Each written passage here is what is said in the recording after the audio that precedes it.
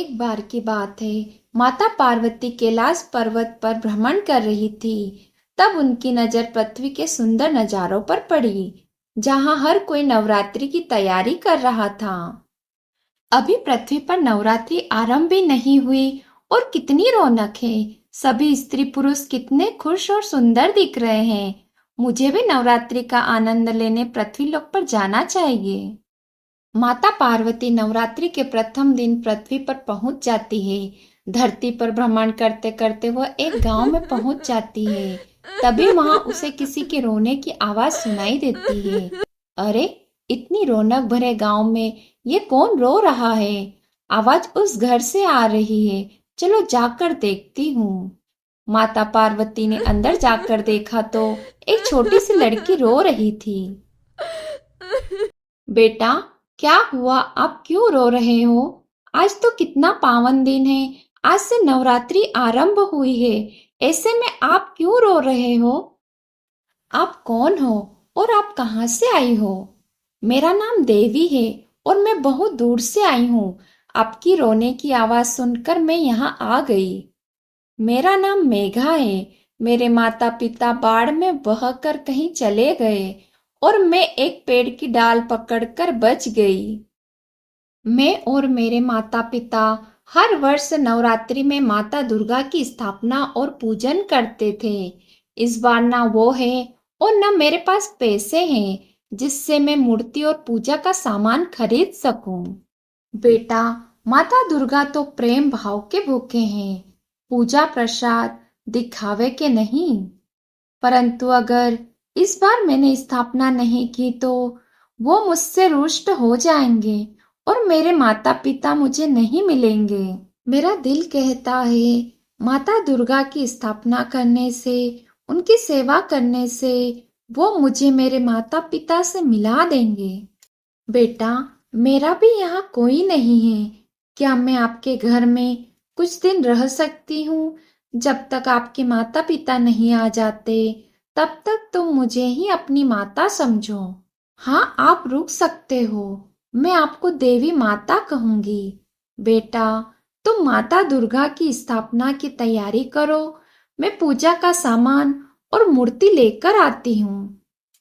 मेघा ने अपने घर को फूलों से सजा दिया, माता दुर्गा की मूर्ति के लिए आसन लगा दिया और इधर माता पार्वती अपनी शक्तियों से अपने ही रूप की मूर्ति प्रकट करती है और पूजा का सामान लेकर आ जाती है। देवी और मेघा ने माता दुर्गा की स्थापना की और पूजा की। देखते ही देखते 9 दिन बीत गए। माता दुर्गा का विसर्जन का दिन आ गया। माता दुर्गा की पूजा और आरती के बाद मेघा प्रार्थना करने लगी। बेटा मेघा, क्या मांग रही हो माता से? देवी माता, मैंने माता से अपने माता पिता मांगे हैं। माता पार्वती ने अपनी दिव्य दृष्टि से देखा कि मेघा के माता पिता एक घर में बीमार पड़े हैं। वो अपनी याददाश्त खो चुके हैं। माता पार्वती ने अपनी दिव्य दृष्टि से उन्हें ठीक कर दिया। देवी माता, चलो हम माता दुर्गा की मूर्ति का विसर्जन करते हैं। हाँ बेटा, तुम आगे जाओ, मैं आती हूँ तुम्हारे पीछे। मेघा माता की मूर्ति विसर्जन करने जा रही थी, तभी वहां उसके माता पिता आ जाते हैं। मेघा उन्हें देखकर खुश हो गई। मम्मी पापा, आप ठीक हो? मैं बहुत खुश हूँ।